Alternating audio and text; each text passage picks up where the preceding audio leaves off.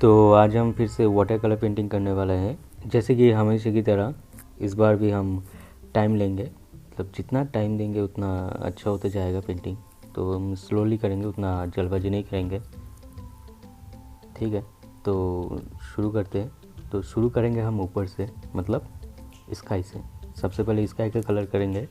तो स्काई पे cobalt blue, अल्ट्रामाइन blue और स्लाइटली क्रिम्सन लेंगे। तो बाकी का कलर भी हाईलाइट कर लेते हैं। बॉडी पे येलो कलर के साथ स्कारलेट मिक्स करेंगे फर्स्ट कोट पे, और फर्स्ट कोट पे येलो कलर ज़्यादा रखेंगे, सेकंड कोट में और थर्ड कोट में स्कारलेट धीरे धीरे बढ़ाते जाएं। फिर आएगा साड़ी पे स्कारलेट के साथ थोड़ा सा क्रिम्सन लेक मिक्स करेंगे। और पूरा वीडियो देखिए, बाकी का कलर समझ आ जाएगा। फिर भी अगर कुछ पूछना है तो कमेंट कर देना, मैं रिप्लाई करूँगा। पेंटिंग करने में तो काफ़ी टाइम लगा है, पर वीडियो शॉर्ट रखने के लिए मैंने टाइम लैप्स और कुछ पार्ट स्किप कर दिया, तो आप एडजस्ट कर लेना।